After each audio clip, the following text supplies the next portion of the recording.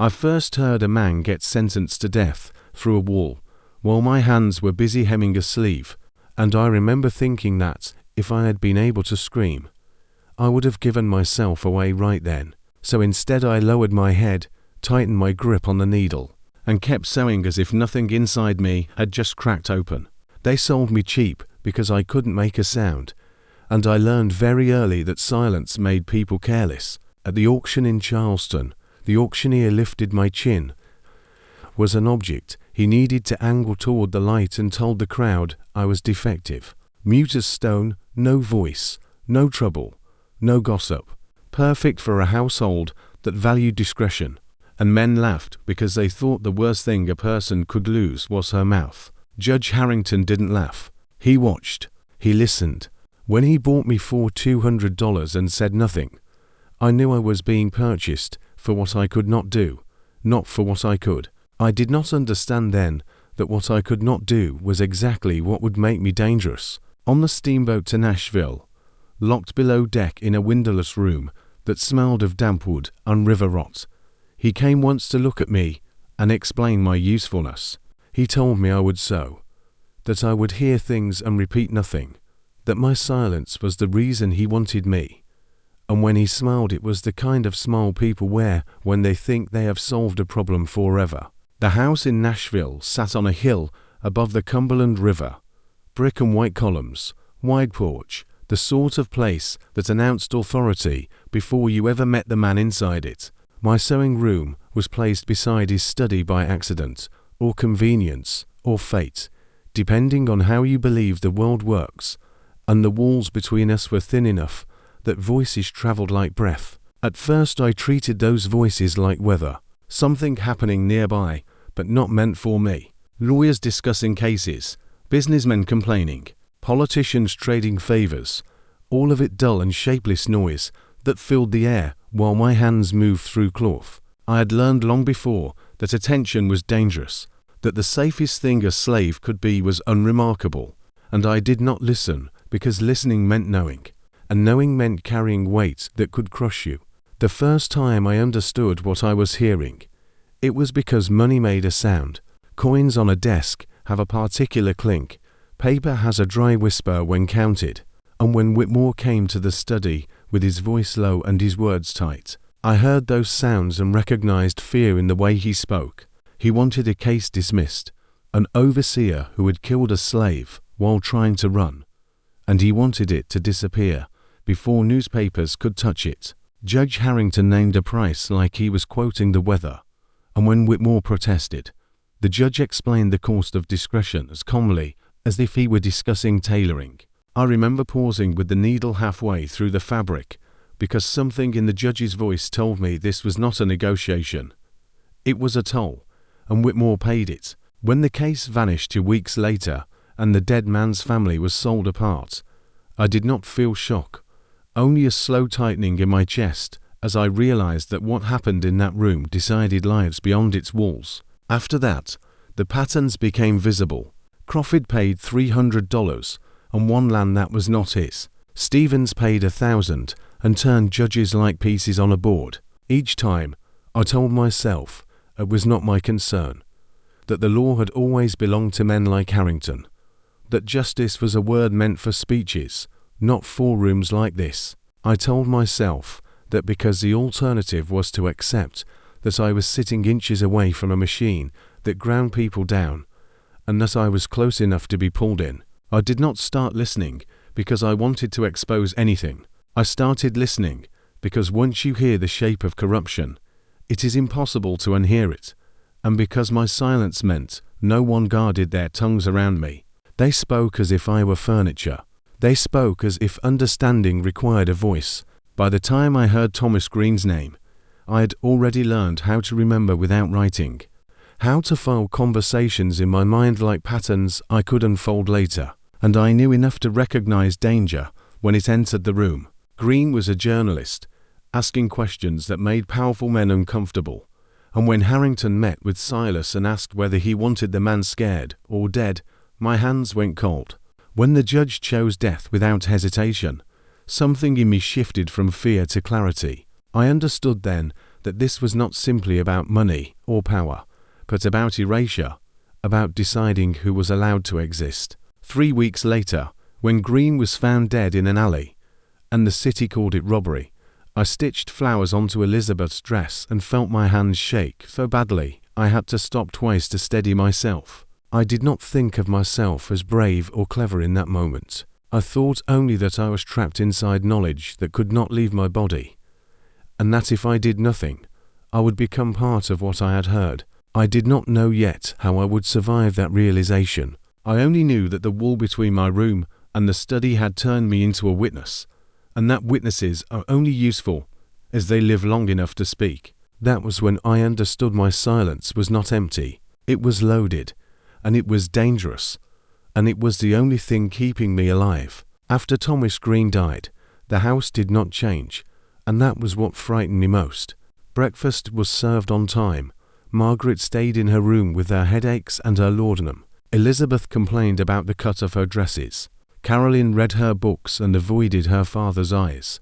And Judge Harrington continued to sit in his study, dispensing decisions that shaped other people's lives, while his own hands stayed clean. If evil announced itself with noise, with chaos, with visible rot, it would be easier to resist.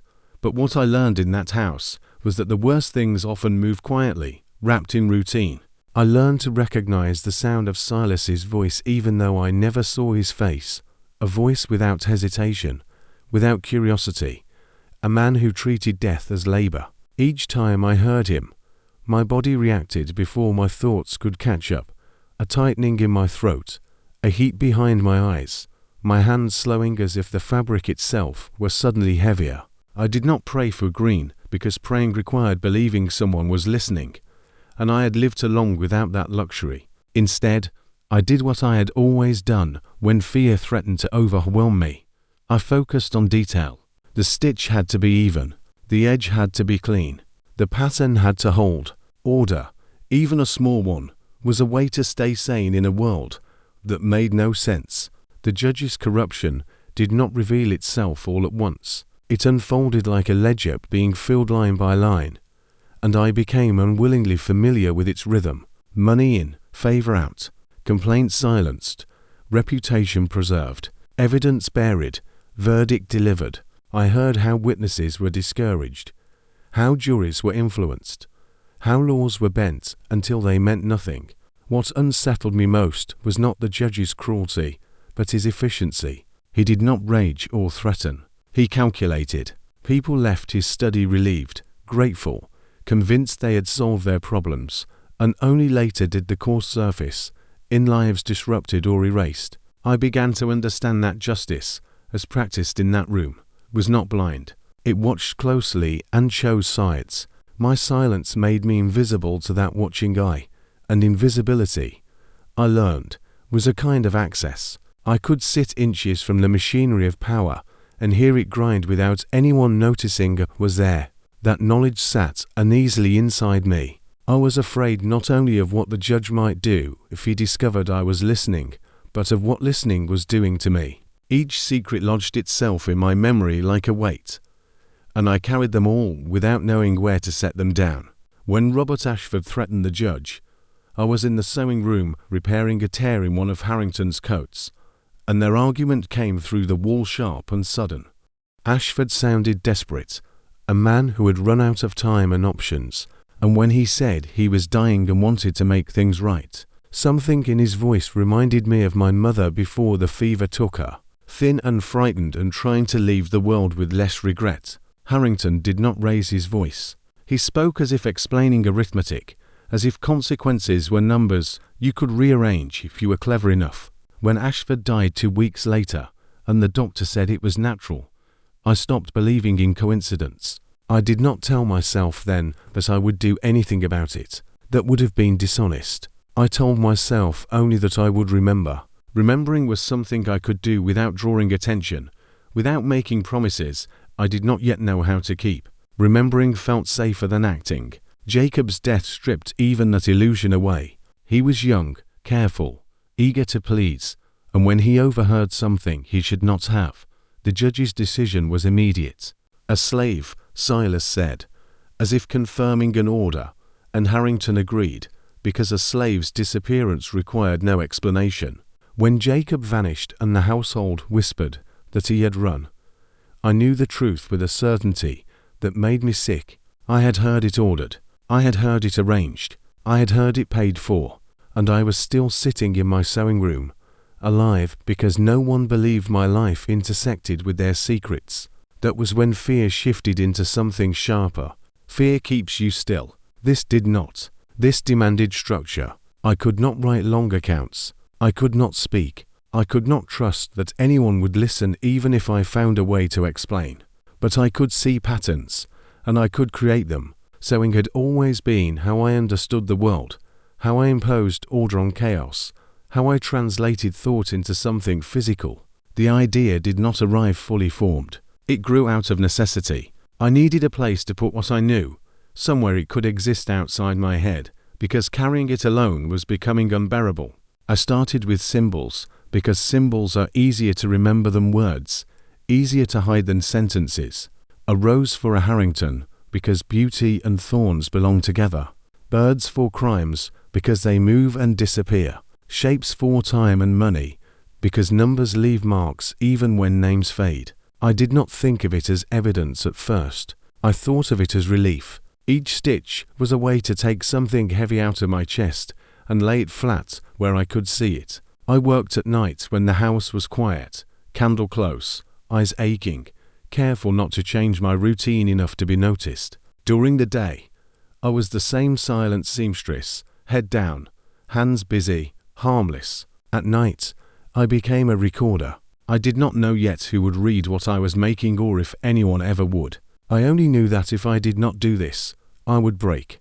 The house continued as it always had, but I was no longer just surviving inside it. I was counting. I was cataloguing. I was learning that silence, when paired with attention, could become something else entirely. By the time the judge mentioned selling me, casually, as if discussing worn furniture, I understood the risk I was in, and I understood that remembering was no longer enough. After Jacob disappeared, I stopped pretending that what I was hearing was accidental or temporary, because accidents do not repeat themselves with such precision. The study became a place where decisions were made quickly and without emotion, and I began to understand that speed was part of the design. The faster something was decided, the less time anyone had to doubt it. Harrington did not enjoy cruelty the way some men do. He enjoyed control. He enjoyed knowing that a few words spoken behind a closed door could redirect entire lives. He enjoyed that people left his house believing they had been saved when in truth they had only been postponed. I listened as he coached younger lawyers, explained how to phrase rulings so they appeared neutral, how to bury inconvenient facts beneath language that sounded reasonable, how to stretch precedent until it snapped without anyone noticing the break. He spoke about the law the way a craftsman speaks about tools, and I understood that in his hands it was not meant to protect but to shape. What unsettled me was how normal it all sounded.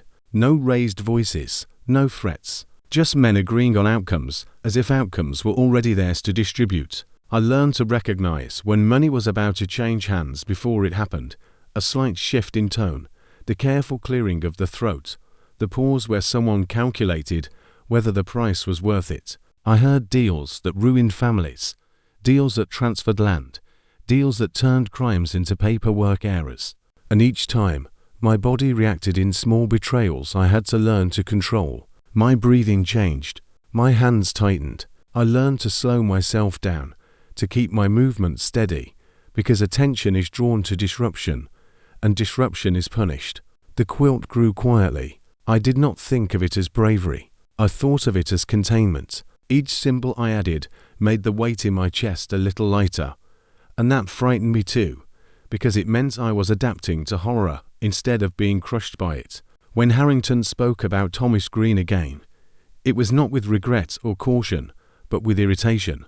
The newspapers had moved on to slowly for his liking, and he complained that journalists had a habit of asking questions they could not answer. I realized then that Green's death had not been an exception. It had been a demonstration. Silence the one who asks, and others will learn to lower their eyes. I listened to Silas receive payment, to Harrington remind him to keep methods clean, to avoid mess, to avoid attention. The way they spoke about murder was efficient, almost bored, and that was when fear stopped being abstract for me. I was not afraid of Silas. I was afraid of how easily people like Harrington decided who mattered. I began to understand that my own survival depended not on morality, but on invisibility. The household reflected that same hierarchy. Margaret drifted through the rooms like someone already gone, medicated into softness, clinging to routine, because routine did not ask questions. Elizabeth absorbed her father's contempt without effort, treating cruelty as inheritance, repeating his dismissals with the confidence of someone who had never been denied anything. Carolyn watched and learned differently. She noticed pauses. She noticed what was not said. She looked at people, really looked, and I saw in her the same unease that lived in me, though hers was cushioned by choice and mine was not. I did not trust her yet. Trust was dangerous, but I registered her as a variable, someone whose reactions did not always align with the rest of the house. Harrington's reach extended beyond his study. He spoke to politicians about shaping public opinion, about timing announcements, about releasing information when it would do the least damage. I learned that corruption was not a series of isolated acts, but a network, self-sustaining and careful, fed by people who told themselves they were being practical. The quilt reflected that expansion. Lines began to connect symbols in ways that mirrored the way influence moved, and I had to invent new markers to keep track. I worried constantly that I would make a mistake, that I would confuse one payment with another, that memory would fail me at the worst possible moment.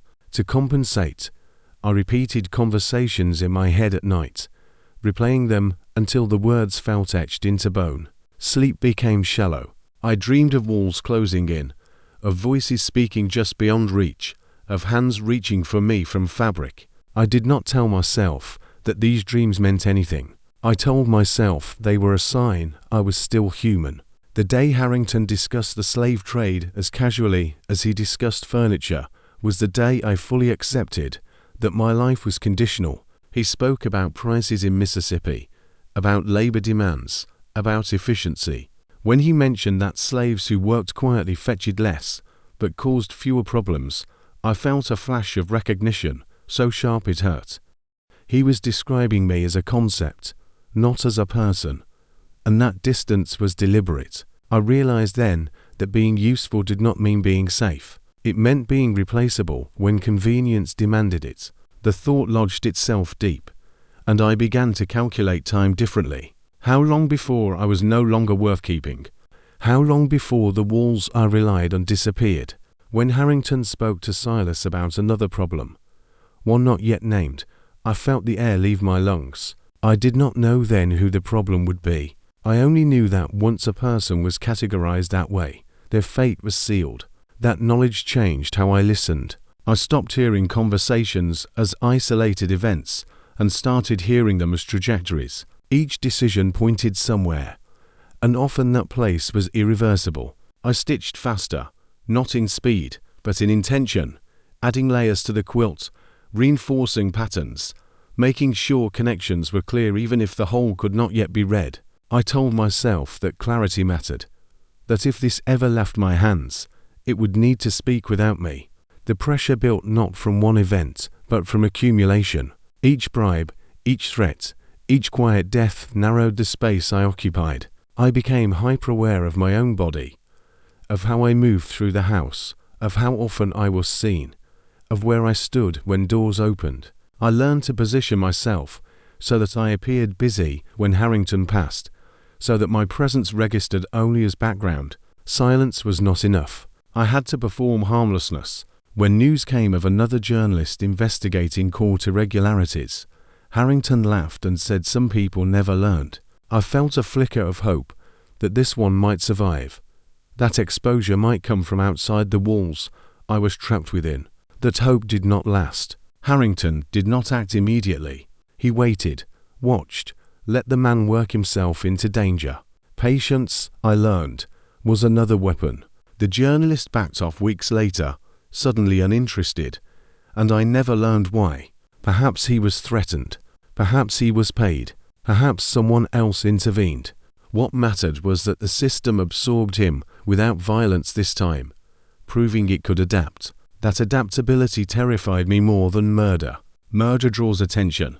Adaptation hides. My understanding of justice fractured further. I had been raised to believe laws existed above people, that they were fixed things you could rely on. In Harrington's study, I saw that laws bent easily when the right hands held them. I stopped believing in rescue. I stopped imagining dramatic reversals. What remained was documentation. It was not hope exactly. It was persistence. The quilt became heavier as it grew, not just physically, but in what it represented. I began to worry about where to hide it, about what would happen if someone examined it too closely. I learned to keep it folded, to let others see only fragments, to present it as decoration, not record. When Margaret admired it briefly and dismissed it as pretty, I felt relief mixed with a strange disappointment. I wanted someone to see, but I needed them not to. That contradiction defined my existence. I was carrying truth that could not yet be spoken. Harrington's voice began to feel like a constant pressure against my skull. Even when he was not in the house, I heard echoes of his tone, his certainty. I wondered what it would take to disrupt that certainty. What kind of force could penetrate a system so practiced at protecting itself? I did not imagine that force would come from me. I imagined only that if collapse ever happened, it would need evidence, and evidence needed to exist before it could be used. When Harrington finally spoke of selling me, the words slid into place with a terrible clarity. I was not being punished. I was being optimized, replaced, removed from a space where I had become, unknowingly, a liability. That was when I understood time was no longer something I could afford to waste.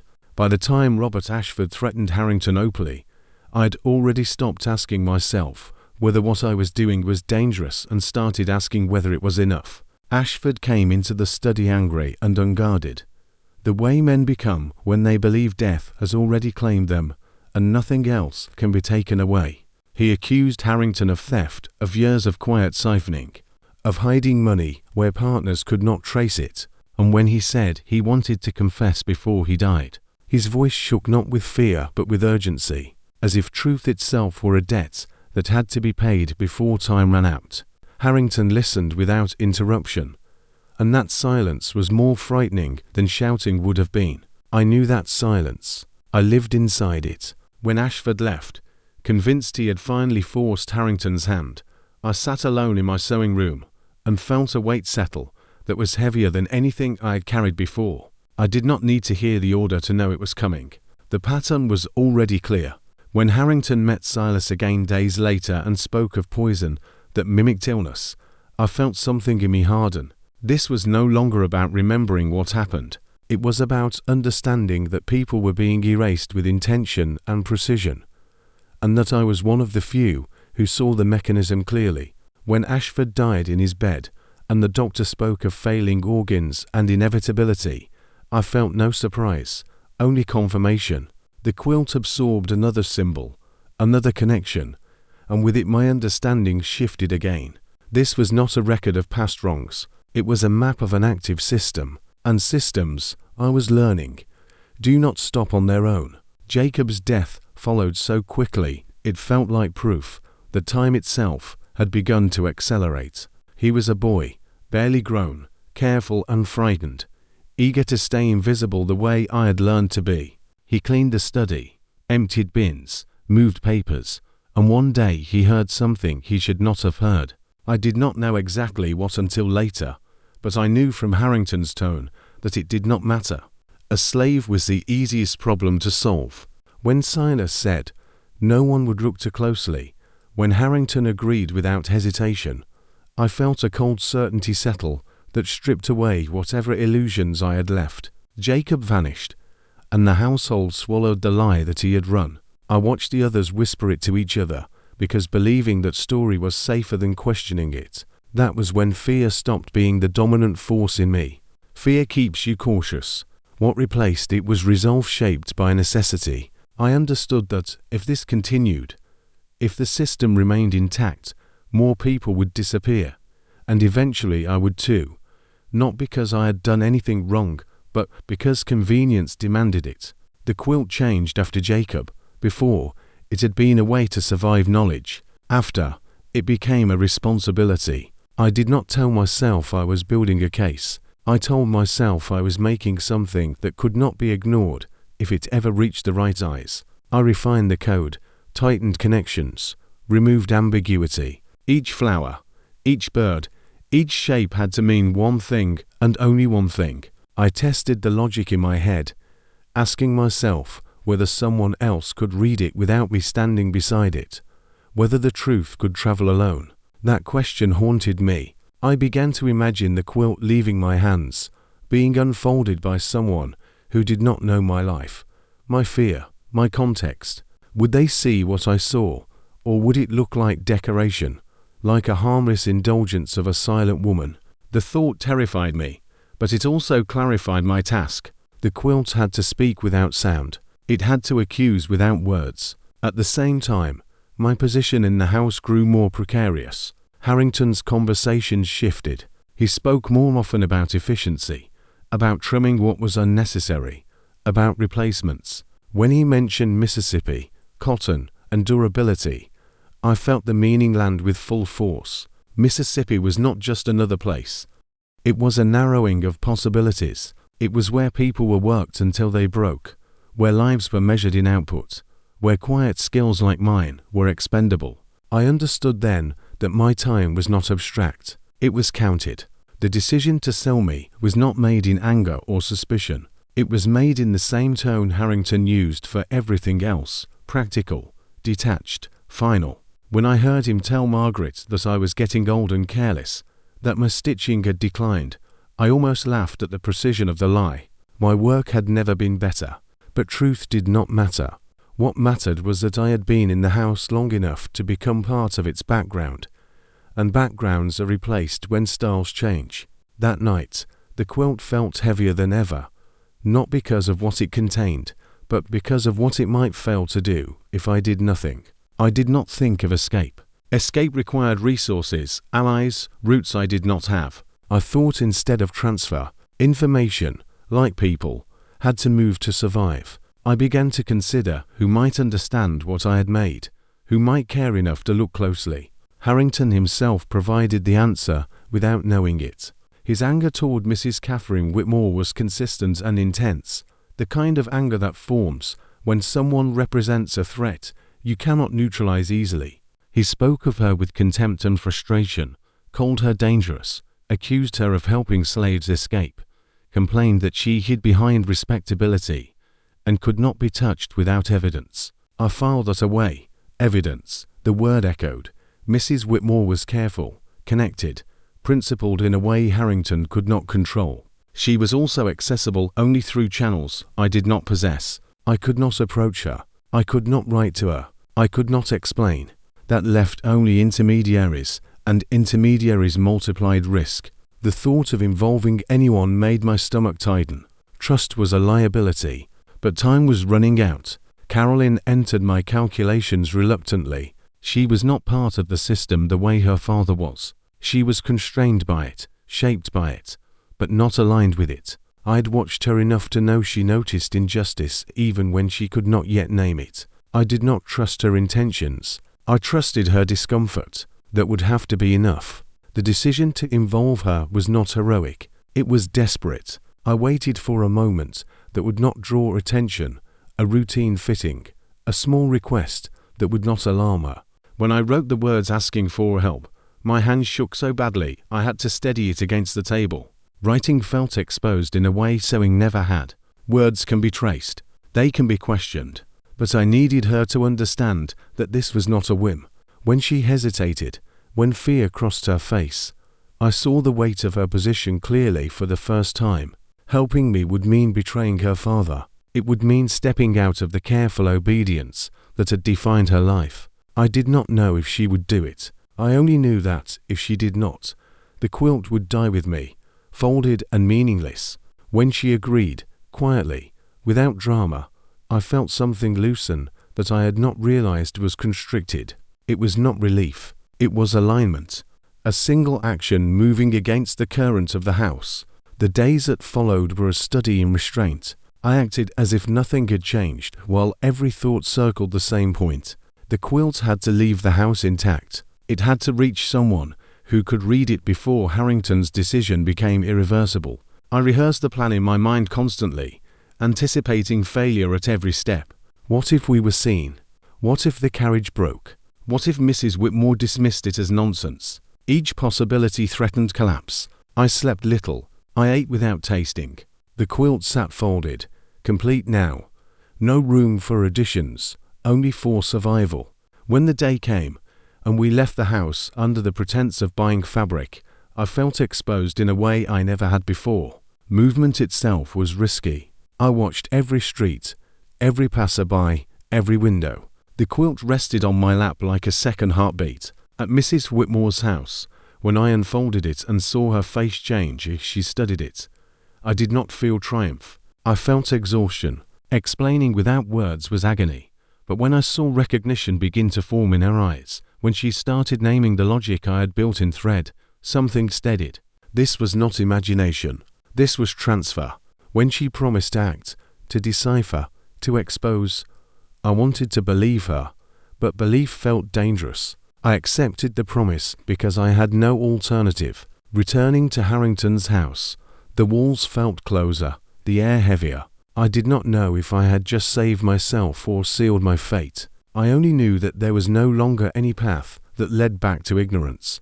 The worst part after leaving Mrs. Whitmore's house was not the fear of being caught. It was the waiting. Because waiting forces you to live inside possibilities you cannot control. I went back to the sewing room and did what I always did, measured hems, replaced buttons, corrected Elizabeth's complaints with the same steady hands.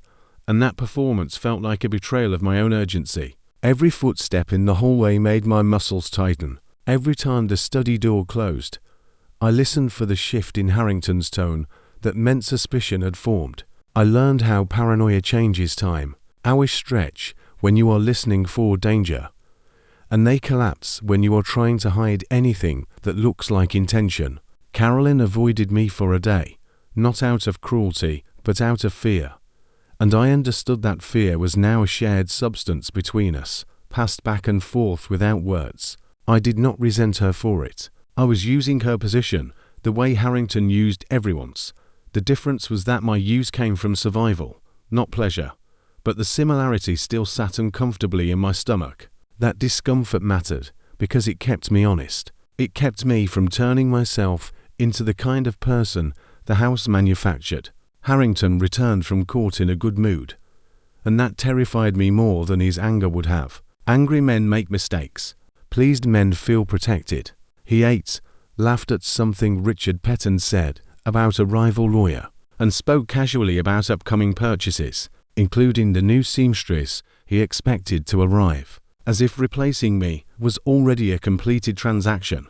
He did not look at me once. That absence of attention should have comforted me, but instead it reminded me how easily I could be removed without anyone needing to justify it. I began to realize that the moment someone decided I was inconvenient, my silence would not protect me. It would make me disposable. I watched Mary move through the dining room, head down, careful, and saw how she flinched when Harrington's gaze drifted toward her, and it sharpened something in me. He collected people the way he collected outcomes. He treated bodies as instruments. It was not a secret in the house. It was simply unsaid. And what is unsaid is often the strongest rule. Bessie's bitterness in the kitchen became louder to me after that, not in words, but in the way she banged pots, the way she stared at the fire too long, as if heat was the only honest thing in her world. Samuel the stable hand spoke less than ever, and young Peter watched everything with wide eyes, trying to learn the invisible rules fast enough to survive them. I wanted to tell Peter to never linger near the study, to never let curiosity get mistaken for awareness, but wanting is not the same as doing, and I had no safe way to warn him. That helplessness was familiar. What was new was the sense that helplessness was no longer an excuse. If I had started this path only to preserve my own sanity, I was now responsible for where it led. That responsibility did not feel noble. It felt like a pressure in my ribs, a constant reminder that if I failed, there would be consequences beyond me. Still, I could not allow myself to imagine outcomes. Imagining outcomes was another form of prophecy, and prophecy makes you careless. I forced myself to stay inside facts. The fact that Mrs. Whitmore had the quilt. The fact that Harrington planned to sell me on Tuesday. The fact that in between those points, there was nothing I could control except my own behavior. I became obsessed with routine. I rose at the same time. I moved at the same pace. I ate at the same place. I kept my eyes lowered the way they expected. I kept my hands busy so no one would ask why I was still. It was exhausting, the effort of appearing unchanged, while every nerve in me screamed that everything had changed. At night I replayed the visit to Mrs. Whitmore in my head. Not the kindness in her face, but the moment her expression hardened into focus. The moment she stopped admiring and started analyzing. That was the moment I clung to, because it was evidence that she understood the quilt was not art alone. She had asked questions I could barely answer. She had looked at the symbols as if they were language. She had promised to decipher it. But promises are easy when danger belongs to someone else. I had seen too many promises dissolve in Harrington's study. I knew how quickly words can become worthless, so I did not rely on her promise. I relied on her position. She had connections. She had a reputation. She had the ability to put information into hands that would move. I imagined her speaking to journalists, to lawyers, to abolitionists, and I imagined those people reacting the way men in Harrington's study reacted to opportunity, quickly, decisively. That thought helped me breathe. Then I would remember the other thought, the one I kept pushing away. If Harrington suspected, he could act faster than any of them. He could accelerate my sale. He could have me taken out of the house without warning. He could call Silas. That last possibility lived in me like a knife. I began to study Harrington more directly, not by staring at him, but by listening to his small habits. The way he cleared his throat before making a decision. The way his footsteps changed when he was irritated. The way he spoke to Carolyn when he wanted obedience rather than agreement. I learned the difference between his public voice and his private one. Public Harrington performed dignity. Private Harrington performed certainty. The private voice was the dangerous one, because certainty does not hesitate. One afternoon, Carolyn came to the sewing room for a fitting and her hands trembled as she adjusted the fabric at her waist. She tried to hide it, but fear makes you clumsy. Our eyes met briefly, and in that moment I understood something about her I had not fully accepted before. She was taking a risk she did not know how to measure. My risk was obvious. Her risk was internal, the slow collapse of the story she had been told about her father, about her house, about her safety. People like Carolyn grow up believing power is the same as protection. I saw the moment she started realizing it was the opposite. That realization was dangerous for her in ways she did not yet understand, and I could not soften it. I could only let her sit inside it the way I had been forced to sit inside mine. She whispered that Mrs. Whitmore had looked frightened, and I nodded because frightened was correct. Anyone who understood the quilt should be frightened. Carolyn asked, barely audible, what would happen if her father found out. I could not answer. And that inability was not just physical, it was strategic. Naming consequences gives them shape, and shape invites them closer. So I did what I could do. I held her gaze for a second longer than was safe, and then returned to my work, showing her with my hands that action was the only language left. After she left, I sat alone and realized that the quilt was no longer the only record. Carolyn herself had become evidence. Her involvement tied the Harrington house to Mrs. Whitmore in a way that could unravel her life too. That thought brought a wave of guilt, and guilt is dangerous because it tempts you toward confession, toward correction, toward emotional decisions. I did not have room for emotion. I had room only for completion. The next day, Harrington spoke at dinner about the Mississippi beer again, confirming Tuesday as if sealing it. Margaret's protest was weak. Elizabeth didn't look up from her plate. Carolyn went still. I kept serving stitches into fabric in my head, because my hands were empty at the table and I needed something to do with the energy that threatened to spill out of me. That night, I did not sleep. I listened to the house settle, to wood creak, to distant street noise, and I realized that I had moved from being an observer to being a participant, and participation meant consequences could now arrive at any moment. I did not know whether Tuesday would bring a carriage to take me south or whether it would bring something else entirely. I only knew that the next sound through the wall could be the one that decided everything.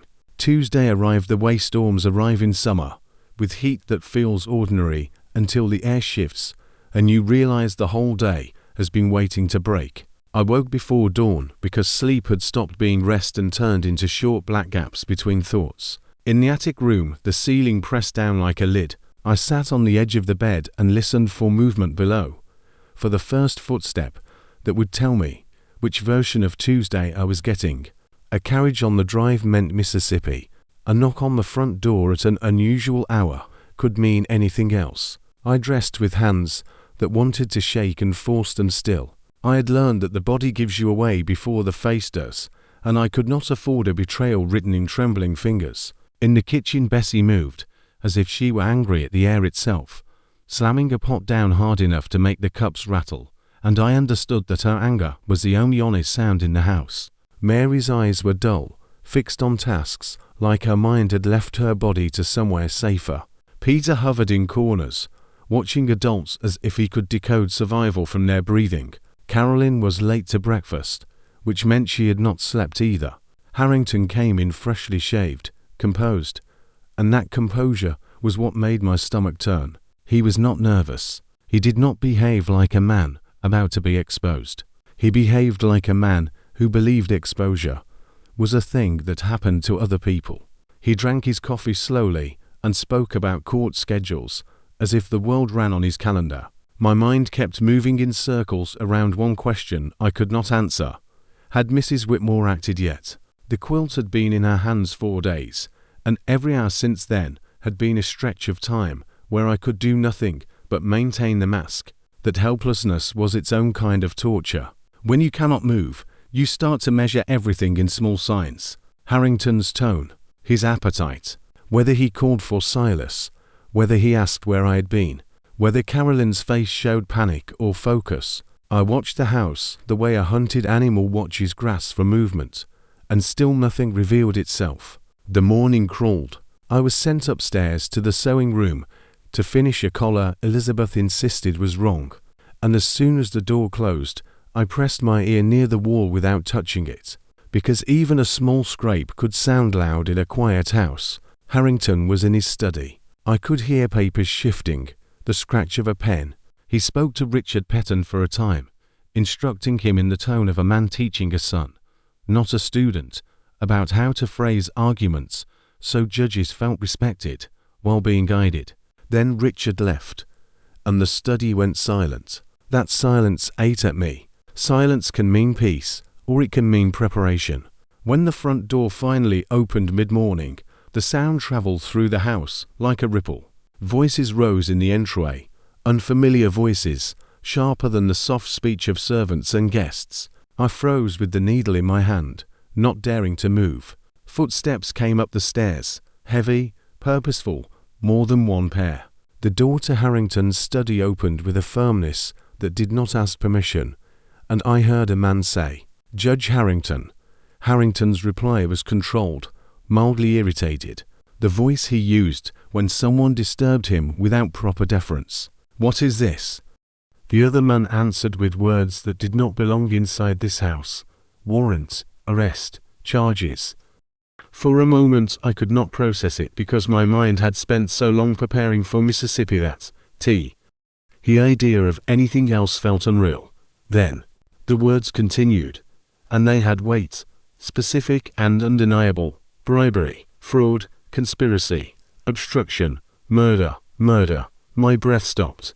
My hand went numb around the needle. The voice reading the charges was steady, practiced, and in that steadiness I recognized a force Harrington could not easily bend. Harrington demanded to know who was accusing him, on what grounds, what evidence.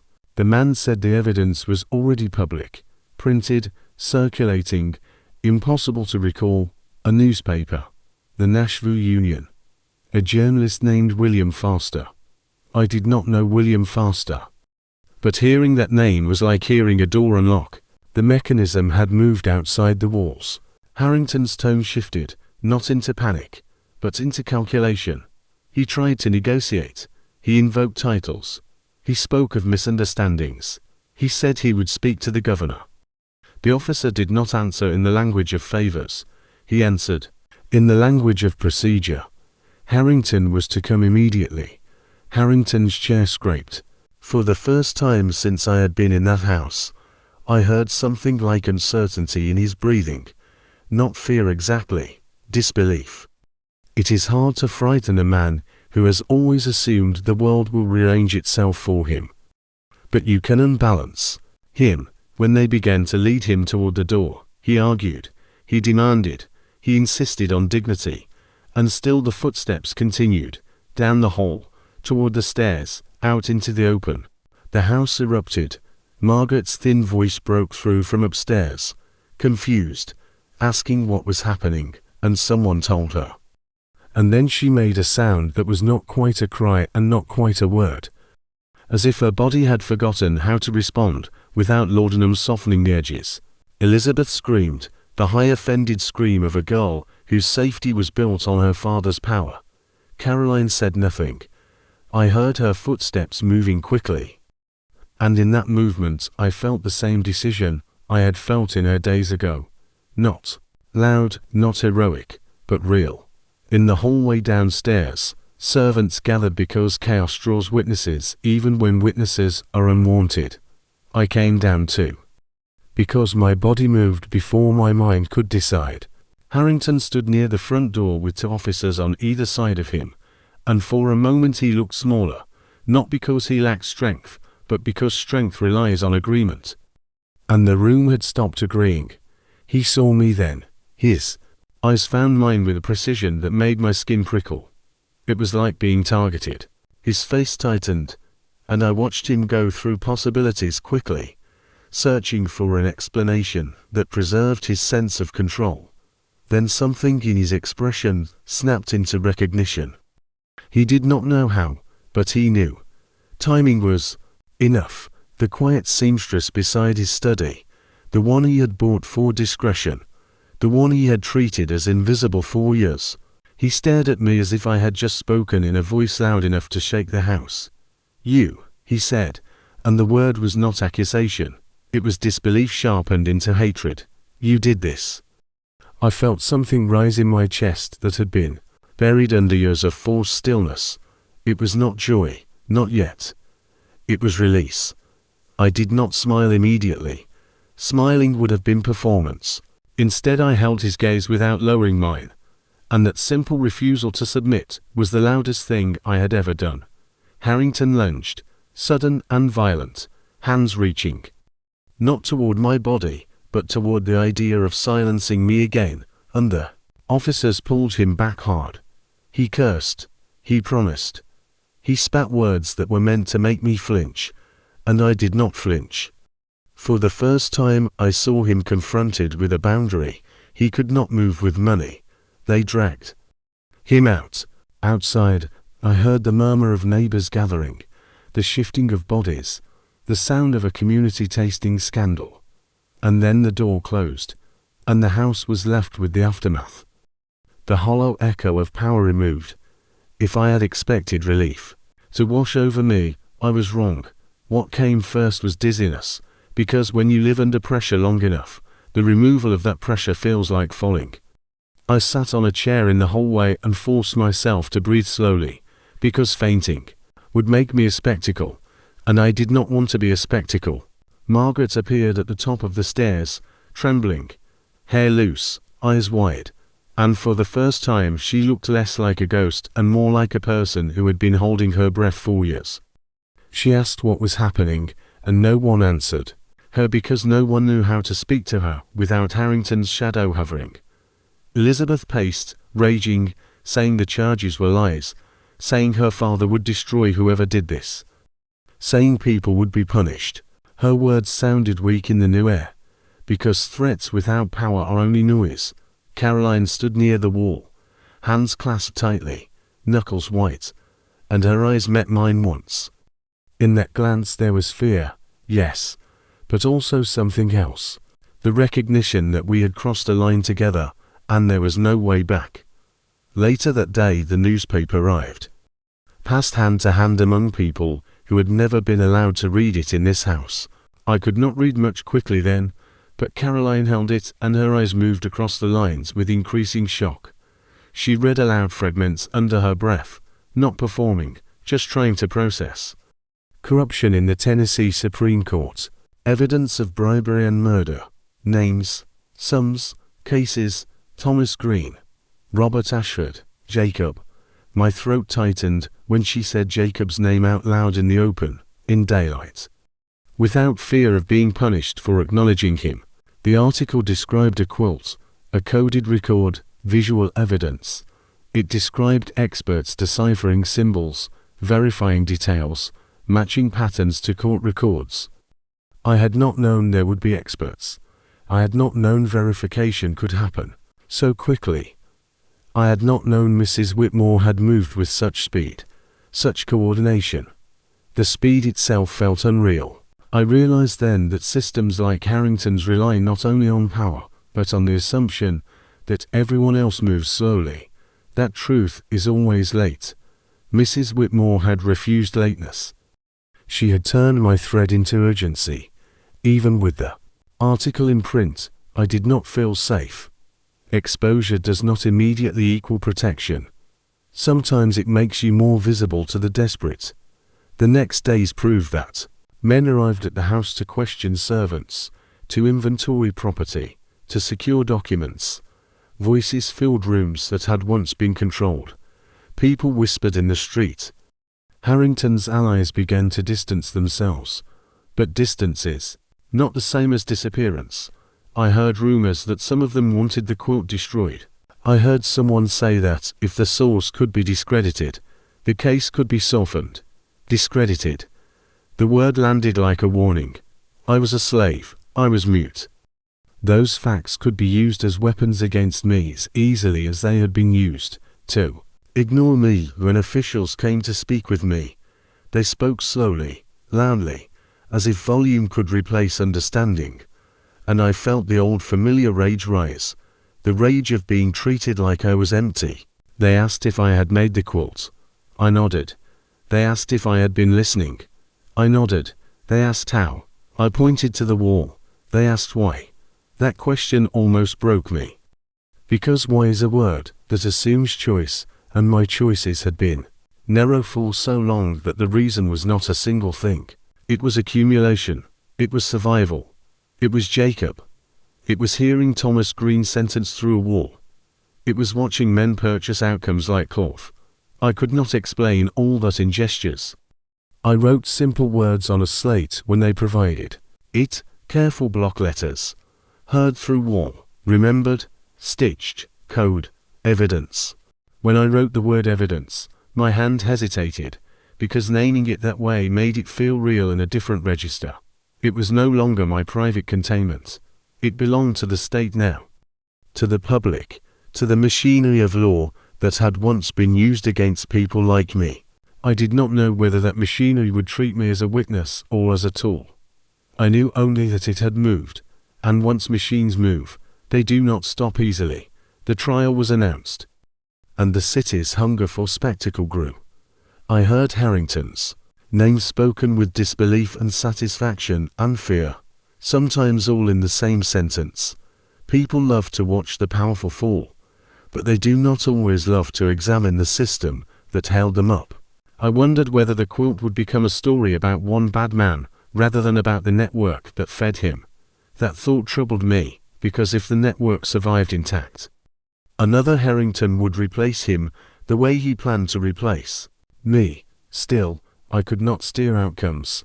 I could only witness. And I had learned, painfully, that witnessing is not passive. It is a kind of labor. As the days moved toward court, I felt the same pressure return in a new form. Before, I had been afraid of being sold. Now I was afraid of being dismissed. The house was no longer Harrington's fortress. It was a scene. And in scenes like this, people decide what to believe based on what comforts them. The truth was printed, yes, but truth printed can still be bent by those with skill. I told myself to stay inside facts again. My quilt existed. The article existed. Harrington was in custody.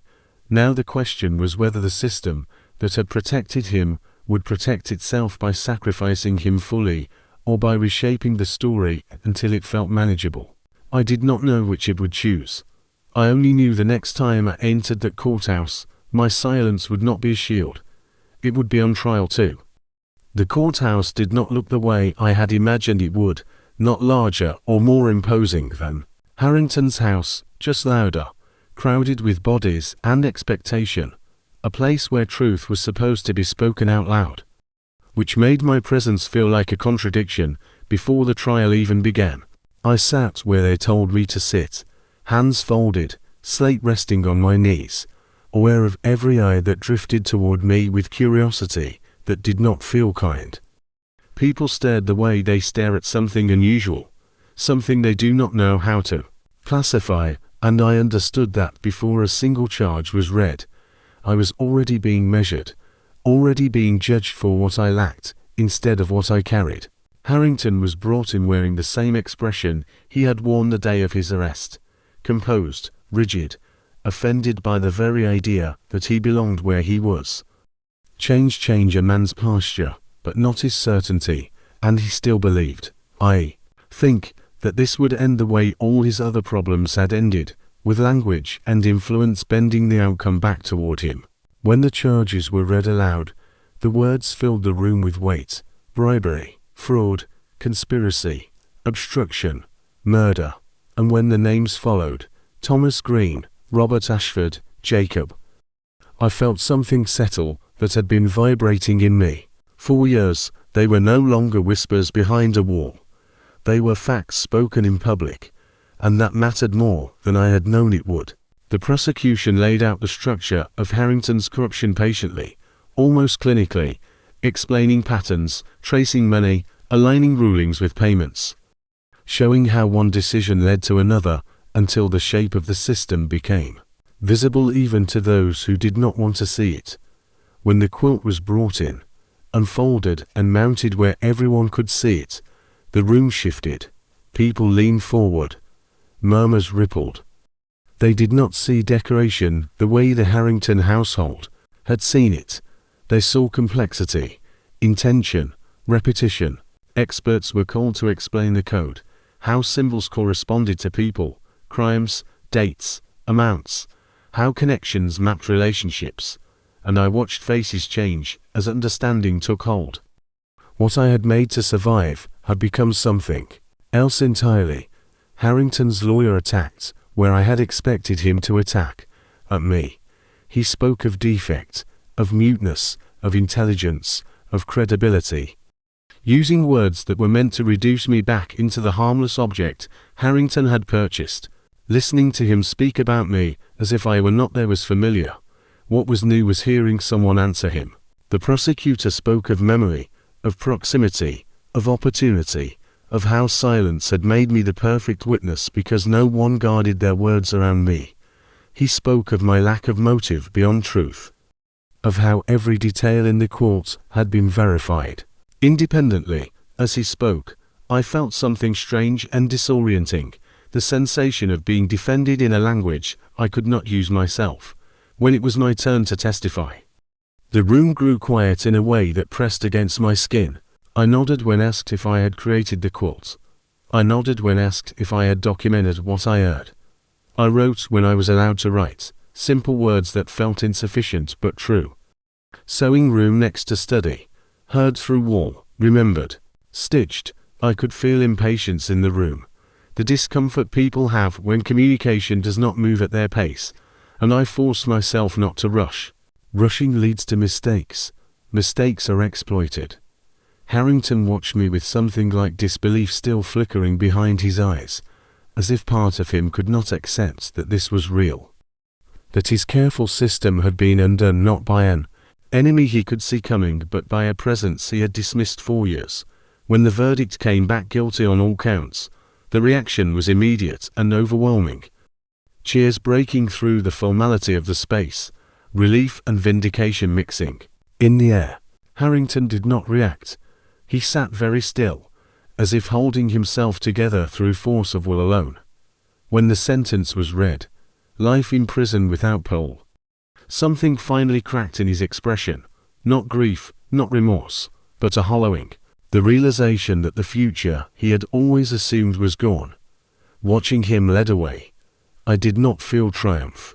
I felt empty, like something that had been holding me upright for years had suddenly released its grip and left me to figure out how to stand on my own. Freedom did not arrive all at once. It arrived in steps, in paperwork, in hearings, in decisions, made by people who spoke for me again, this time with different intentions. Mrs. Whitmore worked tirelessly behind the scenes, petitioning, fundraising, arguing that what I had done mattered, that it had value beyond punishment, that I deserved more than gratitude. When my freedom was finally purchased and placed into my hands like an object, I was suddenly allowed to own. I did not know how to react. I had imagined that moment so many times without understanding what it would require of me. To be free is not simply to be released. It is to be responsible for choices you have never been allowed to practice. Walking out of the courthouse that day, the air felt different on my skin, lighter, sharper, and I realized how long I had lived measuring every breath. Mrs. Whitmore stood waiting, steady, certain in a way that did not demand obedience, and Caroline stood beside her, changed by everything she had seen and done. Caroline had lost her father not to death but to truth, and that loss marked her in ways I understood. She had chosen to testify. She had chosen to break with the life that had been planned for her. Choice leaves marks too. Living with Mrs. Whitmore was like learning a new language slowly, awkwardly. She treated me as a person whose opinions mattered, whose presence did not need justification. I did not know how to respond at first. Years of invisibility do not dissolve overnight. She helped me establish my sewing work, introduced me to people who valued craft and paid for it, not as charity, but as exchange. Money earned honestly feels different in your hands. It carries weight without shame. She insisted I learn to read and write properly, patient with my frustration. And when words began to form under my control instead of breaking apart, it felt like discovering a second voice. She introduced me to Samuel Porter, a deaf carpenter who taught me sign language, and for the first time I experienced conversation without intermediaries. Thought moving freely between bodies without apology. That freedom was intoxicating and frightening. With it came the realization of how much I had been missing, how narrow my world had been forced to be. The quote became famous in ways I could not have predicted. People wanted to see it, study it, write about it, claim it as symbol and story. It was donated to a museum, preserved behind glass. And sometimes I went to stand in front of it and felt strangely distant from the person who had made it. That person had been fighting for survival. I was learning how to live. I opened my own small shop in Nashville, hired other women who needed work, taught them not only how to sew but how to insist on being paid, how to read contracts, how to recognize when someone was trying to take advantage of their silence. I used my skills for causes I believed in. Fundraising quilts, banners stitched with words I could now read and write. Messages that no longer needed to hide. I never forgot Jacob. I never forgot Thomas Green. I never forgot the sound of a man ordering death through wall. Those memories did not fade, but they changed shape. They became the reason I stayed involved, the reason I taught others how to document, how to observe, how to refuse erasure even when open resistance was impossible. When the Civil War came and tore the city apart, I used what I knew to help. Where I could, sewing uniforms, bandages, quilts for those who had lost everything. When slavery finally ended, the joy was overwhelming, but it was not clean. Freedom arrived tangled with loss, with rebuilding, with the knowledge that justice had come too late for many. I lived long enough to see progress and backlash, hope and disappointment. And through all of it I kept working, kept teaching, kept finding ways to make silence matter.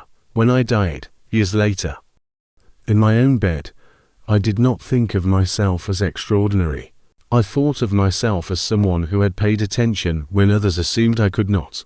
I had been sold cheap because I could not scream, but screaming had never been the only way to speak. My silence had been my access, my patience had been my weapon. I had learned that power does not always announce itself loudly, and neither does resistance. Sometimes it looks like a woman sitting in a small room, listening carefully, stitching truth into cloth, while the world believes she is harmless. That belief had been their mistake.